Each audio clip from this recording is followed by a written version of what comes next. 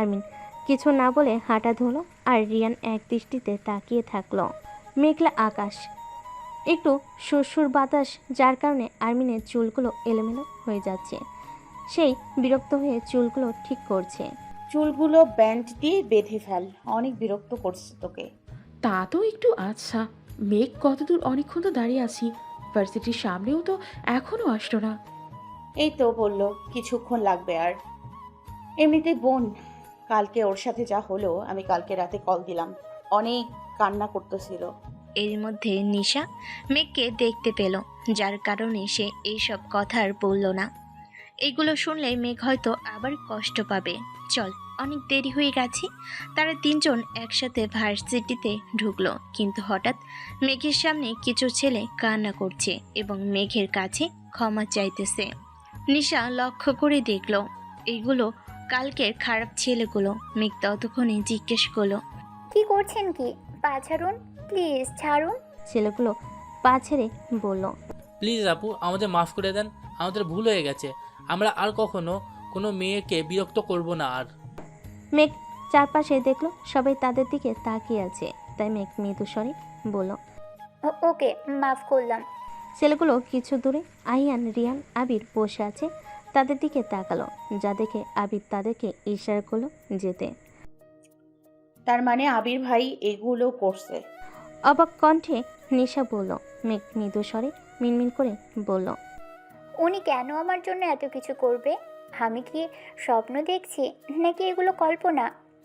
দেখতে দেখতে এক সপ্তাহ চলে গেল।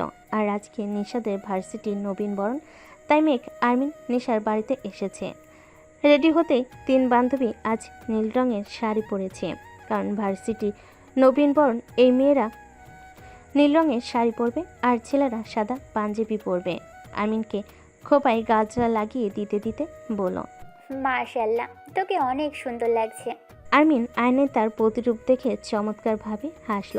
নিশা শাড়ির কুচি ঠিক করতে করতে বলল, তোরা না আসলে যে আমার কি হতো। এমনিতেই শাড়ি পরতে পারি না, তার উপর মেকআপ তো একদমই পারি না। তোরা যদি না আসতি তাহলে আমাকে আজ ভূতের বাচ্চার মতো লাগতো। আরমিন হাসতে হাসতে জিজ্ঞেস করলো, লাইক সিরিয়াসলি, শেষ পর্যন্ত ভূতের বাচ্চা? মেঘ নিশার গাল টেনে বলল, আচ্ছা, তুই তো মাশাল্লাহ দেখতে অনেক সুন্দর। তোর কি কোনো শখের মানুষ আছে? নিশা কেন জানি আহিয়ানের কথা মনে পড়ল। কেন পড়লো তার জানা নেই। নিশা কিছু বলবে তার আগেই আরমিন কোমল কণ্ঠে বলল, ওর কথা আর বলিস না। কত ছেলে যে তাকে প্রপোজ করেছে, কিন্তু সেই আমাকে বলে এখনও নাকি সময় আসেনি এসবের। আর কোনো ছেলে ভালো লাগবে তারও কোনো উপায় নেই, কারণ ও কোনো ছেলেকে কখনো ভালোভাবে দেখে না। আমি না কোনো ছেলে ভালোভাবে দেখি না। আপনি এখনো একা কেন? আপনার জীবনে কেউ নাই কেন? তুই তো জানিস আমি আগে বিয়ে করব, তারপর জামাইয়ের সাথে প্রেম। মেঘ সিটি বাজিয়ে তালি দিয়ে আরমিনকে বলল, কি আইডিয়া বোন, সেই একদম জারকাস। অনেক হয়েছে, চল, দেরি হয়ে যাচ্ছে। এবার আমাদের রওনা হওয়া উচিত। সাদা কালো মেঘ আকাশের মাঝে বিদ্যমান, তার মধ্যে উঁকি দিচ্ছে সূর্য। ধরণীতা হলুদ আলো। কিছুক্ষণ পরপর কালো মেঘেদের কারণে রূপ নিচ্ছে বাড়িধারা। ভার্সিটিতে আজ বড় আয়োজন। সিনিয়ররা সব জুনিয়রদের ফুল দিয়ে বরণ করে নিচ্ছে। তেমনই আজ সিনিয়রদের কাঁধে অনেক দায়িত্ব পড়েছে। যেমন আহিয়ান আর রিয়ান ডেকোরেশনের কাজ করছে, আর আবির স্টেজের দায়িত্ব পেয়েছে। আবির মাইক পরীক্ষা করে সবাইকে উদ্দেশ্য করে বলল, আজকের অনুষ্ঠানের আমাদের প্রধান অতিথি প্রিন্সিপাল স্যারকে আমাদের সবার পক্ষ থেকে অসংখ্য ধন্যবাদ আজকে আমাদের সাথে এই অনুষ্ঠান জয়েন করার জন্য, এবং আমাদের শিক্ষকদেরকে এবং তোমাদের সবাইকে অনুরোধ করছি ধৈর্য ধরে বসার জন্য। আর কিছুক্ষণ পর মূল অনুষ্ঠান শুরু হবে। এইভাবে তাকাস না, নজর লাগবে। রিয়ান হুমড়ি খেয়ে পড়ল।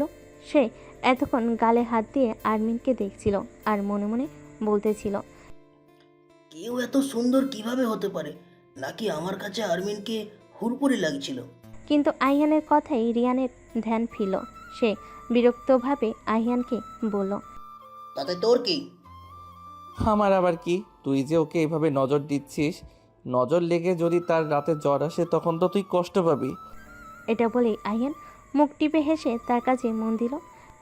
নিশা ভার্সিটির ছাদে আসছে, কারণ তার মন চাইছে যে এমন একটা পিক তুলবে যাতে পুরো অনুষ্ঠান দেখা যাবে।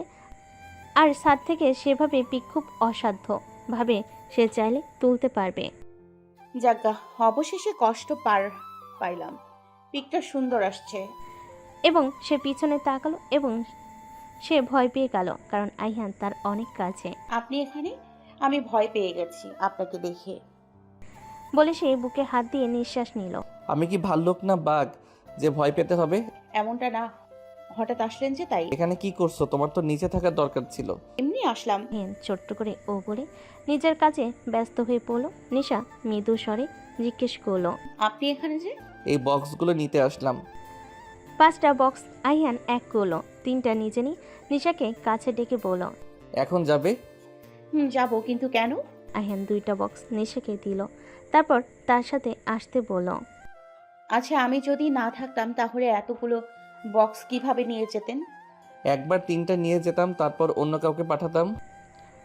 টুংটুং মেসেজের শব্দের জন্য বারবার আবিরের সমস্যা হচ্ছে, তাই সে স্টেজ থেকে নেমে মোবাইল ডু নট ডিস্টার্ব চালু করবে। কিন্তু এর আগে কাঙ্ক্ষিত মেসেজগুলো চোখে পড়ল। সেই অ্যাকাউন্ট থেকে মেসেজ আসছে যে বিগত 2 বছর ধরে কি করে জেনে আবির কি করে সব জেনে যায় এবং তাকে বিভিন্নভাবে হেল্প করার চেষ্টা করে। সাদা পাঞ্জাবিতে আজ আপনাকে ঠিক আমার স্বপ্নের পুরুষের মতো লাগছে, কিন্তু আপনার মুখে হাসি নেই কেন? হাসি ছাড়া আপনার মুখটা খুব বেমানান লাগছে। আপনি কি আমাকে দেখেছেন কোথাও? আপনি আর কে আপনি? আর এতদিন কোথায় ছিলেন? আর কোনো রিপ্লাই আসলো না। এই রকম বিগত 2 বছর ধরে এমন হচ্ছিল, কিন্তু এই আইডিটা চেক করছিল, তেমন কিছু পায়নি। আইডিটা নতুন খোলা হয়েছিল, তার কাছে মনে হয়েছিল প্রথমে হয়তো তার বন্ধুরা মজা করছে তার সাথে, পরে আস্তে আস্তে জানতে পারলো ওরা কেউ না। কে সে, কেন এসব করতেছে তাতে আবিরের যাই আসে না। কিন্তু এই 1 মাস যখন রহস্যময়ী নীলা অ্যাকাউন্ট দেখে মেসেজ আসেনি, তখন তার কাছে মনে হয়েছিল কিছু একটা হারিয়ে গেছে। তার বুকে কেমন একটা জ্বলে পুড়ে যাচ্ছিল। এখন আবিরের মন চাই একবার হলেও সেই রহস্যময়ী নীলাকে দেখতে চাই সে, কিন্তু সে কি কখনো তার সামনে আসবে? আজও মনে আছে আবিরের সেই দিনের কথা, যেদিন রহস্যময়ী নীলা আইডি থেকে প্রথম মেসেজ এসেছিল। সেদিন প্রচুর বৃষ্টি হচ্ছিল, মেঘেদের তাণ্ডবে পরিবেশ ভারী হয়ে উঠছিল, ক্ষণে ক্ষণে ডেকে উঠছিল আকাশ, বিস্ফোরণের মতো আওয়াজ করছিল। তাই আবির একটা দোকানের সামনে বাইক থামিয়ে দোকানের সাউন্ড নিতে গিয়ে দাঁড়ায়, কিন্তু হঠাৎ তার মোবাইলে টুং করে উঠল অচেনা আইডি থেকে খুব একটা অদ্ভুত মেসেজ। আপনার চোখ জোড়া আমাকে অনেক টানছে। এত লাল কেন আপনার চোখ? আপনি কি মাতাল করে আসছেন আবির? অদ্ভুত মেসেজটা থেকে ততক্ষণে চারপাশে লক্ষ্য করলো, কিন্তু কেউ ছিল না চারপাশে। কয়েকটা গাড়ি চলাচল করছে, আর একটা গাড়ির সামনে পার্কিং করা আছে। সেটা কিছুক্ষণ পর এক ভদ্রলোক এসে গাড়িতে উঠে চলে গেল তার গন্তব্যে। আবিরের ভাবনায় ইতি ঘটে। পাশে রিয়ানের বিষণ্ণ সুরে আবিরকে ডাকছে। বলো। কোথায় হারিয়ে গেলি? এতক্ষণ ধরে ডাকছিলাম। না, তেমন কিছু নয়। কিছু কি বলবি? আর কিছুক্ষণ পরে যারা গান করবে তাদের নামগুলো ডেকে দিস। আর তুই কি অসুস্থ? কেমন জানি লাগছে তোকে। না, আমি একদম ঠিক আছি, আমার কিছু হয়নি। আচ্ছা, আমি আসি। স্টেজে কেউ নেই এখন। আপনার চোখে চাহনি এতটা ভয়ঙ্কর, আমি যখন আমার খোঁজে চারদিকে দেখেন না, তখন বিশ্বাস করুন আমার হৃদয় চোর মার হয়ে যায়। আপনার চাহনিতে মরে যায় আমি আবির। মেসেজটা দেখে নিজের চুলগুলো ধরে টানলো, নিজেকে পাগল পাগল মনে হচ্ছে তার। কে এই মেয়ে? এই মেয়ে তাকে কেন কাজে মনোযোগ দিতে দিচ্ছে না? কে এই রহস্যময়ী নীলা? সময় চলে যাচ্ছে, তাই আবির এইসব চিন্তা বাদ দিয়ে কাজে মন দিল। কি শুনলাম? আহিয়ান চৌধুরী মানে আহিয়ান উনি কি গান করবেন? আবির ভাই তো বলল। নিশা স্টেজে ওখানে চলে গেল। এখন বিকাল 4টা বাজে। অনুষ্ঠান মনে হয় 8টা পর্যন্ত চলবে। সে স্টেজের সামনে আরমিন বসে আছে চেয়ারে, সেখানে গিয়ে বসলো। এরই মাঝে আয়ান গিটার নিয়ে স্টেজে উঠলো। প্রত্যেকটা মেয়ে চিল্লাই উঠলো, তা দেখে নিশা অবাক। সে জানতো ভার্সিটির মেয়েগুলো আইহানকে পছন্দ করত, কিন্তু এতটা তার বিশ্বাস হচ্ছে না সবাই আহিয়ানের নাম ধরে চিল্লাচিল্লি করতেছে। এতক্ষণ অনুষ্ঠানটা কত নীরব ছিল, হঠাৎই প্রাণ চলে আসলো। অ্যান্ড সবাইকে হাত দিয়ে ইশারা করলো চুপ থাকতে এবং গিটারে টুংটাং শব্দ করতে করতে গাইতে শুরু করলো। গান শেষে আহিয়ান চোখ খুলো এবং তার চোখ আটকে গেল নিশার উপর, যে চোখ বন্ধ করে তার গান উপভোগ করছিল। গান বন্ধ হওয়ার কারণে নিশার চোখ খুলো, দেখলো আহিয়ান স্টেজ থেকে নামছে। দুই বান্ধবীকে বাইক দিয়ে মেঘা তার বাবার গাড়িতে উঠল। তার বাবার গায়ে র্যাপের পোশাক, বোঝা যাচ্ছে ডিউটি থেকে আসছেন তিনি। মেঘ গভীরভাবে চোখ বন্ধ করলো, তারপর বাঁকাভাবে হাসলো, মিনমিন করে বলল, অনেক ছাড় দিয়েছি আপনাকে, আর না, এবার তো আপনাকে আমি আমার করেই ছাড়বো। মেঘের মনে পড়ে গেল যখন আবির রেগে মেগে নিজের চুল ছিঁড়তেছিল, তখন তার অনেক হাসি পাচ্ছিল। মেঘ মোবাইল বের করে অ্যাকাউন্ট লগ ইন করে, আবার মেসেজ দিল আবিরকে। আবির, প্রথমে দুঃখিত এতদিন বিরক্ত না করার জন্য, কিন্তু এখন থেকে প্রতিদিনই বিরক্ত করব আপনাকে। আর আমাকে খোঁজার চেষ্টা করিয়েন না।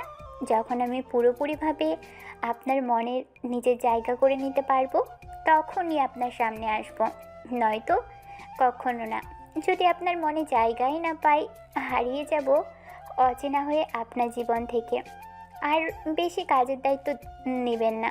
পৃথিবীতে অনেক মানুষ আছে, আপনি যদি একটু কম কাজ করেন, মহাবিশ্ব নস্কর হয়ে যাবে না। নিজের শরীরের প্রতি যত্নবান হন। ইতি, আপনার শুভাকাঙ্ক্ষী। সময়ের সাথে তাল মিলিয়ে সবাই নিজেদের জীবন নিয়ে ব্যস্ত। আরমিন গভীর চিন্তা করছে। কিছু একটা আজ হয়নি, কিন্তু কি হয়নি আমি কি কিছু ভুলে যাচ্ছি? ও মাই গড, পাগলটা তো আজ বিরক্ত করতে আসলো না। কি হলো এটা? এটা কিভাবে সম্ভব? উনি নিজেকে ভুলে যাবে, কিন্তু আমাকে তো ওনার রোজ বিরক্ত করতে আসতে হবে।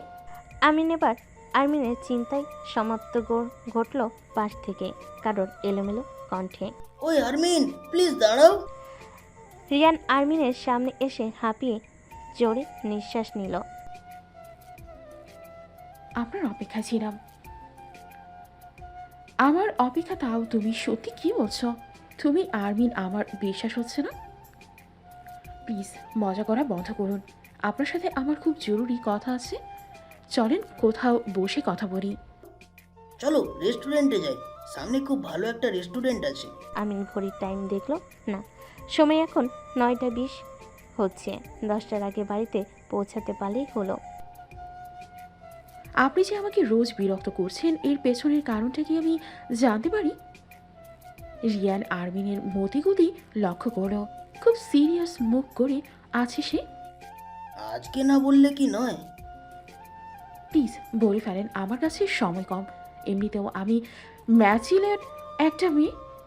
আমি বুঝি আপনার ফিনিক্স কিছু তো আছে, যার কারণে আপনি আমার পেছনে পড়ে আছেন মিস্টার রিয়ান। সবাই তো বুঝেন, তবে এখানে আমার কি বলার। আমিন গম্ভীর স্বরে বলল, শুনুন রিয়ান, আমি এখন ভালোভাবে বুঝতে পারছি না আপনার মনে কি আছে। তবে একটা কথা জেনে রাখুন, যা থাক না কেন আপনার মনে এটা জানা উচিত যে আমার যখন 5 বছর বয়স ছিল, তখন থেকে একজনের সাথে আমার পরিবার আমার বিয়ে ঠিক করে রেখেছে। আমি অন্য কারো জীবনের সাথে সম্পূর্ণভাবে জড়িয়ে আছি। আশা করি বুঝতে পেরেছেন। আর শুনুন, আমি হলাম মরীচিকা, যার পেছনে দৌড়ালে চোখের জল ছাড়া আর তেমন কিছু পাবেন না। আজকে আসি, ভালো থাকবেন। রিয়ান কাতর চোখে তাকিয়ে আছে চলে যাওয়া আরমিনের দিকে। কানে শুধু একটা কথায় ধাক্কাধাক্কি করছে। আরমিন অন্য কারোর, তার না। চোখ থেকে বিন্দু বিন্দু পানি পড়তে শুরু করলো। চা হাত দিয়ে রিয়ান উল্টো পিঠে মুছে নিল, তারপর এলোমেলো পায়ে রেস্টুরেন্ট থেকে বের হয়ে গেল। সময় চলছে নিজ গতিতে। এলোমেলো মৃদু বাতাস এসে নিশার মুখে পড়ছে। নিশা খুব মনোযোগ সহ আকাশের পানে তাকিয়ে আছে। আজকের আকাশটা সম্পূর্ণ কালো, মনে হয় কিছুক্ষণ পর বৃষ্টি আসবে, এমন একটা ভাব। নিশার মনে একটা ইচ্ছে জাগ্রত হলো, এই বৃষ্টিতে বৃষ্টি বিলাস করলে মন্দ হবে না। কিছু সময় পর চারিদিকে তন্ডেপ করে বৃষ্টি শুরু হলো। নিশা নিজ এরিয়া থেকে বের হয়ে মাঝ রাস্তায় চলে এসেছে। ইচ্ছে মতো বৃষ্টি বিলাস করতে লাগলো। বৃষ্টি তাকে ভিজিয়ে একাকার করে দিল। নিশা, আই লাভ ইউ। আমি তোমাকে ভালোবাসি। সত্যি পৃথিবীতে আমি ভালোবাসা সবচেয়ে তোকেই সবচেয়ে বেশি ভালোবাসি নিশা। হু হু করে হেসে দিল নিশা। তারপর রাস্তায় বসে পড়ল। কিন্তু কিছু সময়ের পর নিশার শরীরে যখন আর বৃষ্টির পানি পড়ছে না, সে অবাক স্তরে মিনমিন করে বলে উঠল, শেষ পর্যন্ত বৃষ্টিও বেইমানি করলি? আমি একটু খুশি মনে বৃষ্টি বিলাস করছি। এটা কি তোর গায়ে জ্বলছে বৃষ্টি? আরে কি মিনমিন করছো? আর এত রাতে তুমি এখানে কি করছো নিশা? নিশা উঠে দাঁড়িয়ে সামান্য উপস্থিতভাবে গলা খাকারি দিয়ে বলে ওঠে, আপনি এখানে, তাও এই সময়? আগে বলো তুমি এখানে কি করছো? আরে সিনিয়র দেখছেন, বৃষ্টি বিলাস করছি। আরে তোমার মাথা গেছে? এত রাতে মাঝ রাস্তা বৃষ্টি বিলাস করছো, মনে কি ভয়াবহ কিছু নেই? কিছু যদি হয়? সিনিয়র, আর যদি সবকিছুকে ভয় পাই, জীবনটাকে এনজয় করবো কি করে? আর কিছু বলার আগে বৃষ্টি আরও ভারী হয়ে আসলো, যার কারণে রাস্তা দিয়ে থাকাটা খুব বিপজ্জনক। আইহান নিশার হাত ধরে ফুটপাতের একটা চায়ের দোকানের সামনে দাঁড়ালো। আইহান নিজের তীক্ষ্ণ চোখ নিশার দিকে চলে গেল। এই বুঝি তার হার্টবিট মিস হয়ে যাচ্ছে। চোখের নজর নিশার দিকে না দিতে চাইলো, অবত্য চোখ চলে যাচ্ছে তার পানে। বেটা আজকে মনে হয় মারতে চায় আমাকে।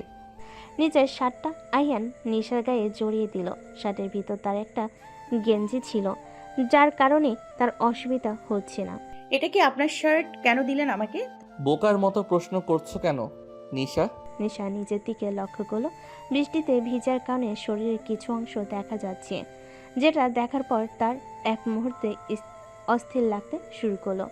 কোনোভাবে বলল, ধন্যবাদ। বৃষ্টি চলে গেছে, আমার মনে হয় এখন যাওয়া উচিত। চলো। আর শুনো, কোনোদিন আর এভাবে মাঝ রাস্তা বের হবে না। নিশা মনে মনে বলল, আপনি কে? আপনার কথা কেন আমি শুনতে যাব? আমি তো 100 বার বের হব। তবে নিশা ভালো বাচ্চাদের মতো করে মাথা নাড়ল। আচ্ছা, বললেন না যে এত রাতে কি করছিলেন? আবিরের সাথে তার বাড়ি গিয়েছিলাম। সময় কিভাবে চলে গেছে লক্ষ্য ছিল না। দুজন চলছে নিজ গতিতে। এর মধ্যে নিশা আইহানের দিকে তীক্ষ্ণভাবে তাকিয়ে এলোমেলো স্তরে গান গাইতে শুরু করলো। হাজার কবিতা বেকার সবিতার, হাজার কবিতা বেকার সবিতার, তার কথা কেউ বলে না। আশ্চর্যজনকভাবে নিশার কণ্ঠে আইয়ানের কাছে অনেক ভালো লাগলো। গার ভঙ্গিতে বলে দিচ্ছে সে প্রায়শই গান করে। চেয়ার থেকে উল্টে পড়ল নিশা। কোনো মতে সে উঠে বসলো। তারই মধ্যে সে কাঁদো কাঁদো স্বরে বলল, কি বান্ধবী, তুই বিয়ে করে ফেললি? না, এটা হতেই পারে না। সব কিছুতে 2 লাইন বেশি বুঝিস তুই। বিয়ে তো হয়নি এখনো, শুধু ঠিক হয়েছে। বোন চল পালিয়ে যাই। কার সাথে? কেন আবার আমার সাথে? আর এই গর্ধব, তোর সাথে পালিয়ে আমি কি করব? লাভ কি এতে আমার? কেন? আমার সাথে গেলে তোকে একটা সুন্দর ছেলের সাথে বিয়ে দিব। আমিন একটু চিন্তার স্বরে বলল, সুন্দর ছেলেটা আবার কে? এটাকে আবার কই পেলি? আমার পুরনো কোনো আশিক টাশিক নাকি? কেন? নীল। নীলকে? নিশা পায়চারি করতে করতে বলল, আমার ভাই। আরমিন যেন আকাশ থেকে পড়ল। সে দাঁত কটমট করে বলল, তোর ভাই কলেজে বড় ছেলেকে আমি বিয়ে করব, তাও বয়সে 4 বছরের জুনিয়র। কেন ইয়ার? আমি অনেক কষ্ট তার মনে তোর জন্য ফিল্মস তৈরি করেছি। প্লিজ তুই রাজি হয়ে যা। তুই রাজি হয়ে গেলে আমরা সম্পর্কে ননদভাবী হব। বোন, এটা কল্পনা করতেই নাচতে ইচ্ছে করছে। আগে বল, তুই তোর ছোট পুচকে ভাইটাকে কিভাবে রাজি করেছিস? নিশ্চয়ই চকলেট দিয়ে, তাই না? নিশা মিনমিন করে বলল, না। তাহলে কি বল, চুপ করে আছিস কেন? বয়সে বড় মেয়ে বিয়ে করা সুন্নত। আরমিন চেঁচিয়ে বলল, কি? মিথ্যা তো বলিনি, সত্যিই তো বলছি। চল পালিয়ে যাই, তুই আমার ভাবি হবি। আর শোন, 2-3 বছর বড় ছোট কিছুই হয় না, এটা খুব সাধারণ একটা বিষয়। আচ্ছা, এই জন্যই তোর ভাই আমাকে দেখলে মুচকি মুচকি হাসতো? আমি আরো মনে করেছিলাম ছোট মানুষ। এখন তো দেখছি এই তো তোর থেকে বেশি শয়তানের হাঁটি। নিশা মুখ টিপে হাসলো, উচ্চস্বরে বলে উঠল, ট্রেনিল প্রাপ্ত আমার থেকে। রাখ, তোর ট্যানিল বিকাল 3টায় চলে আসবি।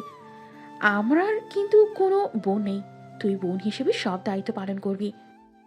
তুই কি আমার কাজ করার জন্য নিয়ে যা টাচ্ছিস হারামি? যা তুমি মনে করো। না, যাব না। প্লিজ চলে আসিস। ওকে, এভাবে বলতে হবে না, আমি আবার অনেক দয়ালু একজন মানুষ। লোকেদের চোখের পানি আমার দেখলে কষ্ট লাগে। তুই কাঁদিস না, আমি চলে আসবো। আমিন চিত হয়ে শুয়ে পড়ল, তারপর বলল, আচ্ছা ঠিক মতো চলে আসিস, সাথে মেঘকেও নিয়ে আসিস। আচ্ছা রাখি, বাই। আরমিন গভীর চিন্তা করছে। শুধু বাবা মার জন্য সে বিয়েতে রাজি হয়েছে। প্রথমে সে মা থেকে সব শুনে অবাক হয়েছিল। তার মা বাবা কি করে পারলো এমন একটা বলদের মতো কাজ করলো যার সাথে তার বিয়ে ঠিক হয়েছে। তার মা বাবা আরমিনের মা একই কলেজে পড়াশোনা করত। সময়ের সাথে সাথে সম্পর্ক গভীর হলো, তারপর তাদের বিয়ে হয়ে যায়। একদিন তারা ঠিক করে ছেলে মেয়ে বিয়ে দিবে। আরমিনের মা বান্ধবীর মনে রাখতে অবাকের চক্করে হ্যাঁ বলে দিয়েছিল। তারপর কিছু সমস্যার কারণে আগের মতো গভীর সম্পর্ক না থাকলেও ছোট্ট একটা সম্পর্ক থেকে গিয়েছিল। কিছুদিন আগে তিনি কল করে বলল দেখা করবে। আরমিনের মাও রাজি হয়ে গেল। সেদিন বাড়িতে তার বাবা ছিল। তখন সব কিছু আবার কথায় কথায় বের হয়ে আসলো। তারপর আর কি, বিয়ে ঠিক করে চলে গেলেন। মাঝখানে ফেঁসে গেল আরমিন। রাগে দুঃখে তার নিজের চুল ছিঁড়ে ফেলতে ইচ্ছে করছে। গাড়ি থেকে নেমে হতাশ নিঃশ্বাস ফেলল নিশা। সামনের বাড়িটার দিকে তাকিয়ে বিড়বিড় করে বলে উঠল, আমি জাইরে বানাইতে চাইলাম, ভাবি এখন তাকে দেখতে আসছে। খুব তাড়াতাড়ি তার বিয়ে হতে যাচ্ছে, তাই নাকি আমি তারে হেল্প করতে আসছি। ইস আরমিন, যদি আমার ভাবি হতো তাহলে কতই না ভালো হতো। নিশা গিয়ে কলিং বেল দিল। কিছুক্ষণ পর ঈশান এসে দরজাটা খুলে দাঁত কেলিয়ে হাসলো। তা দেখে নিশার মাথায় একটা থাপ্পড় মারল। ঈশান মুখ ফুলিয়ে বলল, আবু, এটা কিন্তু ঠিক না। কি ঠিক ভুল আমাকে শেখাতে আসিস না, আমি তোর থেকে বড়, তাই আমি যা করি তাই ঠিক। ঠিক ভুল হইলেও ওইটাই ঠিক। বলে ঈশানের চুলগুলো এলোমেলো করে দিল। আরে ছাড়ো, আমার চুল 1 ঘন্টা ধরে চুলগুলো ডিজাইন করছি। নিশা মুখ কুচকে বলে উঠল, তোকে দেখতে আসতেছে নাকি আরমিনকে? তুই কেন এত সাজগোজ করে আসিস? ঈশান চারপাশে চেয়ে দেখল। আমার অনেক কাজ, আমার একমাত্র বোনকে দেখতে আসতেছে, আমার অনেক দায়িত্ব, সরো সামনে থেকে। নিশা পাশ কাটিয়ে চলে গেল। নিশা মিনমিন করে বলে ওঠে, দুইটাই পাগল, দুইটাই মাথার তার ছিঁড়া। নিশা সিঁড়ি দিয়ে 2 তলা যাবে। রান্নাঘরে আরমিনের মাকে দেখল। তিনি খুব মনোযোগ দিয়ে কাজ করছেন। তাই নিশা আর তাকে বিরক্ত করলো না। সে সোজা আরমিনের রুমে চলে গেল। গিয়ে দেখলো আরমিন শুয়ে আছে। সেও ঠাস করে আরমিনের পাশে শুয়ে পড়ল। আরমিন চোখ খুলে বলে ওঠে, এসেছিস তাহলে? না এসে পারা যায়? শখের বান্ধবী বলে কথা। আরমিন মৃদু স্বরে হাসলো। তার আগে আরমিনের মা বলে ওঠে, আরমিন, এখনো শুয়ে আছিস? ওর তাড়াতাড়ি, ওনারা কিছুক্ষণ পর চলে আসবে। অনিশা, তুমিও এসেছো, ভালো করেছো। ওকে একটু রেডি করিয়ে দাও তো। আচ্ছা আন্টি, তুমি একদম টেনশন করিও না, আমি আজকে তোমার মেয়েকে একদম পরি সাজিয়ে দিব। আচ্ছা, আমি তাহলে তোমার উপর ভরসা করছি মা। তিনি যাওয়ার আগে আরমিনকে ভালো করে শাসিয়ে গেলেন যাতে তাড়াতাড়ি রেডি হয়। মৃদু স্বরে বাতাস বইছে চারিদিকে। আরমিন এখন রিয়ানের দিকে তাকিয়ে আছে। 7 দিন পর আবার রিয়ানের সাথে দেখা হলো। সেদিন যখন তাকে এতগুলো কথা বলে আসলো, তখন সে ছেলেটা কে? এই 7 দিন ধরে নিজের সামনে আর দেখেনি, কিন্তু একই অবস্থা। রিয়ানের চোখের নিচে কালো হয়ে গেছে, আগের চেয়ে একটু শুকায় গেছে। আচ্ছা, রিয়ান কি খাওয়া দাওয়া ছেড়ে দিয়েছে নাকি? আর কিছুতেই আরমিন বিশ্বাস করতে পারছে না যে সামনে রিয়ান। এতটা আশ্চর্য ঘটনা কিভাবে হতে পারে? এই সেই ছেলে যার সাথে তার বাবা মা জন্ম নিয়ে পৃথিবীতে নিঃশ্বাস নেওয়ার আগে থেকে বিয়ে ঠিক করে রেখেছিল। হতাশ নিঃশ্বাস নিল আরমিন। সবই কপাল, যেটা তার একদমই ভাঙ্গা। তারপর আবার কিছু একটা ভেবে মুচকি হাসলো। যাক, অচেনা ছেলেকে বিয়ে করার চেয়ে রিয়ানই ঠিক আছে। অন্তত কয়েকদিন তো হচ্ছে রিয়ানকে সে চিনে। আরমিন একটু গলা খাকারি দিল, কোনো সার শব্দ পেল না। সে একধানে তাকিয়ে আছে আকাশের পানে। কি এমন দেখছি রিয়ান? আমি কি প্রশ্ন করব, কি এমন দেখছেন? পরিচিত কণ্ঠটা শুনে সামনের দিকে তাকালো। যাকে দেখলো সে কিছুতেই বিশ্বাস করতে পারছে না। আরমিন, আরমিন চারপাশে দেখে বলে উঠল, অন্য কাউকে আশা করেছিলে বুঝি? আপনি এখানে? আমি তো... পাত্রী দেখতে আসছেন, অথচ পাত্রীকে না দেখে আকাশ দেখছিলেন। বিষয়টা কেমন জানি। আর কিছু বলার সুযোগই পেল না আরমিন। তার আগে মেঘ নিশা এসে আরমিনকে টানতে টানতে নিয়ে গেল আর উচ্চস্বরে বলল, অনেক কথা বলছেন, বিয়ে আগে তো এত কথা বলার নিয়ম নেই। রিয়ানের নিজের থেকে এই মুহূর্তে ছাদ থেকে পড়ে যেতে ইচ্ছে করছে। কে করলো সে? তার বাবা মা বলল তার বিয়ে নাকি ছোট থাকতেই তার মায়ের এক বান্ধবীর সাথে ঠিক করেছিল। তার বাবা মা আর যেন কি বলেছিল সে কিছুই শুনেনি, ইচ্ছে করেই শুনেনি। কারণ শুনলে তো তার মাথা শুধু একটা কথাই ধাক্কা খাচ্ছিল, যে আরমিন অন্য কারোর। তারপর থেকে সে এমন একটা জগতে চলে গেল যে বাস্তবে কি হচ্ছে সে কিছুই বুঝতে পারছিল না। নিজের দিকে লক্ষ্য করলো, কি পড়ে এসেছে, কেমন পাগল পাগল লাগছে তাকে। একটা থাকতো সে বুঝতে পারছে আরমিন সে, যার সাথে তার ছোটবেলায় মা বিয়ে ঠিক করে রেখেছে। কিন্তু আরমিন এই বাস্তবতা কি তাকে পছন্দ করবে? এই মুহূর্তে সবাই ডাইনিং রুমে বসে আছে। আরমিনকে দেখতে মোটামুটি রিয়ানদের বাড়ির সবাই এসেছে, কিন্তু এই মুহূর্তে রিয়ানের দাদা চাইছে বিয়েটা যেন আজই হয়ে যায়, পরে না হয় বড় করে আরমিনকে অনুষ্ঠান করে তুলে নেওয়া হবে। আরমিনের বাবা নূর হক প্রথমে একটু নানা করছিল, পরে আরমিনের মা ইশারায় বলল যাতে রাজি হয়ে যায়। রিয়ানের দাদা শাহরিয়ার চৌধুরী বলল, তাহলে এখন কি কাজী সাহেবকে ডাকবো যদি আপনারা রাজি থাকেন? আচ্ছা ডাকেন, যেহেতু বিয়ের পর আমার মেয়ে কয়েক মাস আমার সাথে এই বাড়িতেই থাকবে, তারপর যাবে, তাহলে আমার কোনো আপত্তি নেই। আচ্ছা, তাহলে আমি কাজী সাহেবকে কল দিচ্ছি। রিয়ানের দাদা কাজী সাহেবের কল দিলেন। 4টার দিকে কাজী সাহেব আসলেন, 6টার দিকে বিয়ে সম্পূর্ণ হলো। রিয়ান তো খুশিতে মনে হয় পাগল হয়ে যাচ্ছে। কাজী সাহেব তাকে কবুল বলতে বলল। সে এক সেকেন্ডে কবুল বলে দিল। তা নিয়ে আবির আর আহিয়ানের কি হাসাহাসি। কিন্তু আরমিন নিশাকে ধরে একটু কান্না করলো, তারপর সময় নিয়ে কবুল বলল। রাত 3টার দিকে সবাইকে বিদায় দিয়ে আহিয়ানরা চলে গেল। ওদের সাথে মেঘ ও নিশাও চলে গেল। গাড়ি চলছে নিজ গতিতে। ড্রাইভ করছে আহিয়ান, তার পাশে আবির বসে আছে। কিছুটা সামনে আবিরকে তার বাড়ির সামনে নামিয়ে দিল আহিয়ান, তারপর মেঘকে তার বাড়ির সামনে নামিয়ে দিল। মেঘ সবাইকে বাই বলে বাড়ির ভিতরে ঢুকে নিজের মোবাইল বের করলো। কাঙ্ক্ষিত নাম্বারটায় মেসেজ দিল। আবির নিচে সিঁড়ি দিয়ে উপরে যাচ্ছিল। বাড়ির সবাই ঘুমিয়ে গেছে। সে নিজের রুমের দরজাটা খুলে ভিতরে ঢুকে শার্ট খুলল, কিন্তু নোটিফিকেশনের শব্দ। মোবাইলটা বের করে কাঙ্ক্ষিত নাম্বারটা থেকে মেসেজ আসছে।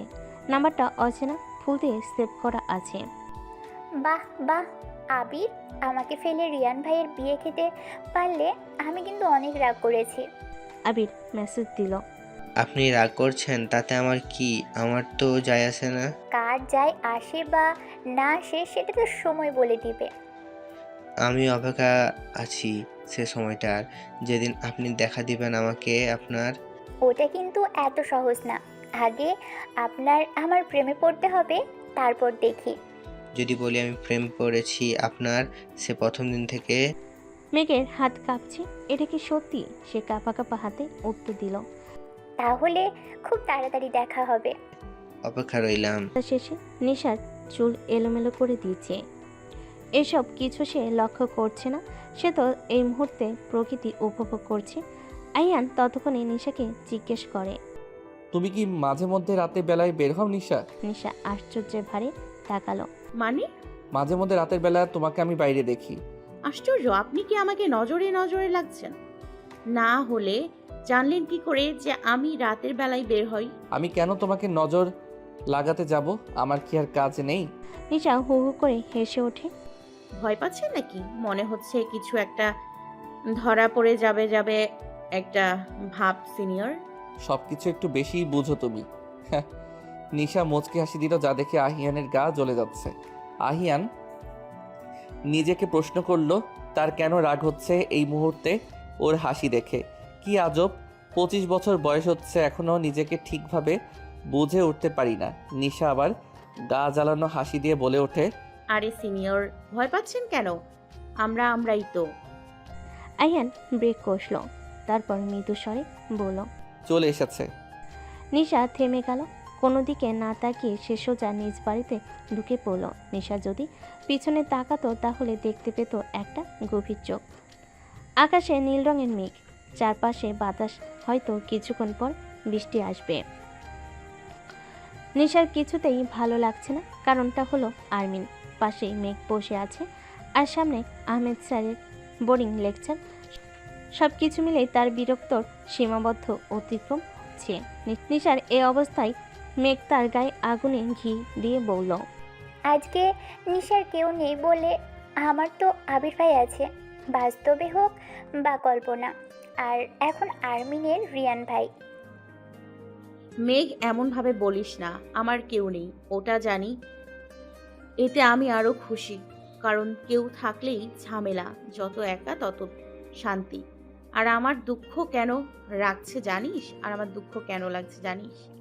আমি সব সময় ভার্সিটিতে আসি শুধু আর্মিনের সাথে আড্ডা দেওয়ার জন্য, কিন্তু রিয়ান ভাইয়া কি করলো? আর্মিনকে নিয়ে গেল এইভাবে ভুলে ভালে। আর কিছু বলতে পারল না। তার আগেই হুঙ্কার দিয়ে আহমেদ স্যার এই পিছনে মেয়েগুলো দাঁড়াও, কথা বলছো কেন? আর দাঁড়িয়ে থাকবে যতক্ষণ ক্লাস শেষ হয়নি ততক্ষণ পর্যন্ত। বলেন। নিশা মিনমিন করে মেঘকে বলল, আরো বল কথা। আহমেদ স্যার আবার বলল, কত বড় সাহস, আবার বলছো কথা, তাও আবার আমার সামনে? স্যার, আর বলবো না কথা, এইবারের মতো ক্ষমা করে দেন। আইহান আবিরের কথায় সামনের দিকে তাকালো। চোখাচুকি হলো গাঢ় কাজল দেওয়া একজোড়া চোখের সাথে। কেন জানি আইহানের হৃদয় কেমন করে উঠল। তার হৃদয়ে কোথায় জানি ব্যথা অনুভব করছে সে। মনে হচ্ছে কোনো অদৃশ্য শক্তি তাকে খুব করে টানছে। এই চোখ যেন তাকে ঘায়েল করার ক্ষমতা নিয়ে জন্মেছে। সামনে অদূরে দাঁড়িয়ে থাকা মেয়েটা আর কেউ না, নিশা। লজ্জা তার মাথা কাটা যাচ্ছে আর অস্থির হয়ে পড়ছে সে। নিশা যেন প্রাণ যেতে যেতে বাঁচল। এই ভেবে আইহানের সামনে লজ্জাজনক এক পরিস্থিতিতে পড়বে সে কল্পনাই করতে পারেনি। এতক্ষণ ধরে কেউ দাঁড়িয়ে রাখে? একটু না হয় কথা বলছিলাম, তাই বলে এতক্ষণ দাঁড়িয়ে রাখলো? আমাকে এতক্ষণ দাঁড়িয়ে রেখেছিস না, তোর কখনো বিয়ে হবে না, পচা স্যার। নিশা মেঘের দিকে লক্ষ্য করলো। নিশার চেয়ে মেঘের অবস্থা আরও খারাপ, পা কাঁপছে তার। আহমেদ স্যার সবাইকে উদ্দেশ্য করে কিছু বলে আইয়ানদেরকে কিছু বলে চলে গেলেন। আবির সবার দিকে চোখ বুলিয়ে সবাইকে উদ্দেশ্য করে বলল, শোনো সবাই মন দিয়ে, আমি কিন্তু একবার বলবো, বারবার রিপিট করতে পারবো না। সামনের সপ্তাহে আমরা সবাই সাজেকে যাব। তোমরা যারা যারা যেতে চাও তারা সবাই রবিবার সকাল 10টায় চলে আসবে। আর আমরা সাজেক এই 3 দিন থাকবো। নদীর পাড়ে ঘেঁষে বসে আছে দুজন নরনারী। একজনের মনে বিষণ্ণতা আর একজনের অপেক্ষার শেষের প্রহর গুনছে। রিয়ান নদীর পাড়ে নুড়ি পাথরগুলো নদীতে ছুঁড়ে ফেলছে। নীরবতা কাটি আরমিন বলল, বাড়ির সবাই ভালো আছে তো? ভালো আছে। আবার চারিদিকে নীরবতা। রিয়ান আরমিনকে প্রশ্ন করলো, আচ্ছা, আমাদের বিয়েটা কি তোমাকে কেউ জোর করছে? আরমিনের ইচ্ছে করছে রিয়ানের মাথা ফাটাতে। বিয়ে তো হয়ে গেছে, এখন জিজ্ঞেস করছে যে বিয়েতে কেউ জোর করেছে কিনা। কি হলো, চুপ করে আছেন যে? না, আমাকে কেউ জোর করেনি। আসলে আমার এখনো বিশ্বাসই হচ্ছে না যে আমার বিয়ে হয়ে গেছে। সব কিছু এত তাড়াতাড়ি হলো, তাই নিজেকে গুছিয়ে নিতে পারিনি। এখন শুধু সব কিছুর জন্য একটু সময়ের দরকার আছে। আশা করি আপনি আমাকে সেই সময়টা দিবেন। অবশ্যই, আপনার যত সময়ের দরকার নেই, কিন্তু বেশি সময় অপেক্ষা করাবেন না আমাকে। আর আরমিন, তোমাকে আমি কথা দিচ্ছি, আমার কাছে আপনি সব সময় ভালো থাকবেন। আপনাকে আমি কখনো কষ্ট পেতে দেব না। আশ্চর্যজনকভাবে আজ প্রথম আরমিনের কাছে রিয়ানের মুখে আপনি ডাকটা তার হৃদয়ে ছুঁয়ে গেল। হয়তো এখন থেকে শুরু হতে যাবে দুজনের পথ চলা। আজকাল একটু বেশি উঠছেন মনে হয় না আবির আপনার? হাতের কাছে কাগজটা পড়ে আবির মাথায় আগুন ধরে গেল। কারণ সে এখন বুঝে গেছে এ নীলা এ ভার্সিটির কেউ, তার খুব কাছে তার অবস্থান। মেনে নেয় তার পরাজয়, জীবন পরে ধুলোতে হারিয়ে যার কথা ভাসে মেঘলা বাতাসে তবু সে দূরে তামানি না, যার কথা ভাসে মেঘলা বাতাসে তবু সে দূরে তামানি না, জানি না কেন তা জানি না। আহিয়ান চোখ খুলে হলরুমের দরজার সামনে নিশাকে দেখলো, যে খুব মনোযোগ দিয়ে তার কণ্ঠে গান অনুভব করছিল। আহিয়ান কণ্ঠে ডাকে নিশার হুঁশ ফিরল। ওইখানে কি করছো? এইদিকে আসো। নিশা সামনে আস্তে আস্তে বলল, না তেমন কিছু না, না তেমন কিছু না। আপনার কণ্ঠের গানের লাইনগুলো চমৎকার, তাই একটু উপভোগ করছিলাম। আইহান চমৎকারভাবে হাসলো। নিশা আবার বলল, আচ্ছা, আপনি কি গিটার বাজাতে পারেন? অবশ্য বাজাতে পারি। কেন, তুই পারো না? আমার জানা মতে তুমি অত টুকিটাকি গান পারো। ওই আর কি। 1 মিনিট, আপনি কি করে জানলেন যে আমি গান গাইতে পারি? কেন, তোমার তো অনলাইনে পেজ আছে যেখানে তুমি নিজের গানের ভিডিও আপলোড দাও। কি নাম জানি ছিল? নিশা ইসলাম। এমনই কিছু দেখছিলাম। তুমি কি গিটার শিখতে চাও আমার কাছে? নিশা মনে মনে খুশি হলো। তার বলার আগেই আহিয়ান বুঝে গেছে। আপনি শেখাবেন আমাকে? আহিয়ান মুখ গম্ভীর করে বলল, শিখাতে পারি, তবে একটা শর্ত আছে। আচ্ছা বলেন, কি শর্ত? আমার সমস্যা নেই। তোমার প্রতিদিন আমার বাড়িতে আসতে হবে, সাথে আরমিনকে নিয়ে আসবে তোমার সাথে। কারণ রিয়ান আর আরমিনের নতুন বিয়ে হয়েছে, তারা এখনও নিজেদের মানিয়ে নিতে পারেনি। যদি আরমিন তোমার সাথে আমাদের বাড়িতে আসে তাহলে খুব সহজে রিয়ান আর আমাদের পরিবারের সাথে সে নিজেকে মানিয়ে নিতে পারবে। ওকে, আমি রাজি। তাহলে কালকে থেকে বিকাল 4টায় চলে আসবে। এই মেয়ে দাঁড়া, আমি তুমি ছাড়া আমি এখানে আর কাউকে দেখছি না। আবির মেঘের সামনে গিয়ে ততক্ষণে আবির বলল, যা শুনে মেঘের হৃদয় কাঁপতে থাকলো। আমাকে চিনো? মেঘ মৃদু স্বরে বলল, কি আমি? সিনিয়র। তো আমি যা বলবো তা তোমার শুনতে হবে, কারণ আমি তোমার সিনিয়র। জি। যা প্রশ্ন করব সবগুলো উত্তর দিবে। নাম কি? মেঘ। কোন ডিপার্টমেন্ট? Psychology department. তো মেঘ তোমাকে একটা দায়িত্ব দিচ্ছে। তোমাদের ডিপার্টমেন্টের এই সব মেয়ে হাতে লেখা আমার চাই, তাও কালকের মধ্যে। কিন্তু আবির ভাইয়া। কেন কিন্তু? না, কালকের মধ্যেই চাই। মেঘ অসহায় মুখ করে তাকিয়ে থাকলো আবিরের দিকে। দুপুর 2টায় কলেজ থেকে সব ছাত্রছাত্রী ছুটছে নিজ গন্তব্যে, বা কেউ ফুচকার দোকানে বসে ফুচকা খাচ্ছে। আর এইদিকে তোমার মন খারাপ কেন? এমনি। তোমার কিছু ভালো লাগছে না কেন? এমনি। সারাদিন পড়াশোনা না করে মোবাইল দেখো কেন? এমনি। সঠিক কাজ সঠিক সময় করো না কেন? এমনি। এত এমনি এমনি করছো কেন? এমনি। কি সমস্যা তোমায়? হৃদয় এত এমনি এমনি করছো কেন? এমনি। বর্ষা, সমস্যা কি তোমার? আমি তোমার কি সমস্যা হয়েছে সেটা বোঝার চেষ্টা করছি, আর তুমি কি না উল্লেখযোগ্য ছাড়া উত্তর দিচ্ছ। আমার সমস্যা আপনি ডাক্তার সাহেব। কি বলেছিলাম কি আমি আপনাকে বাড়িতে বিয়ের প্রপোজাল পাঠাতে, আর তুমি তা না করেছো। অলরেডি 3 বছর হয়ে গেছে আমাদের রিলেশনের, আর কত অপেক্ষা করব? আর এখন তো তুমি একজন ডক্টর হয়ে গিয়েছো, তাহলে আমি কেন অপেক্ষা করতে যাব? হৃদয় অসহায়ভাবে বর্ষার দিকে তাকালো, তারপর মিনমিন করে বলল, আর একটু 2 মাস সময় দাও, তারপর আমি ফুপুর কাছে তোমার হাত চাইব। তাছাড়া তুমি এখনো ছোট বর্ষা, সামনে তোমার এইচএসসি পরীক্ষা। ও, যখন প্রেম করেছিলেন তখন আমাকে ছোট মনে হয়নি হৃদয় ভাইয়া? এখন যখন বিয়ে করতে বলছি তখন ছোট মনে হচ্ছে? আর এমনটা না। আমি আর কিচ্ছু শুনতে চাই না। কালকে যদি তুমি না আসো তাহলে তোমার সাথে আমার কোনো সম্পর্কই রাখবো না, প্রমিস। তুই এইসব কি বলছিস? তুই আমার সাথে কথা বলা বন্ধ করে দিবি?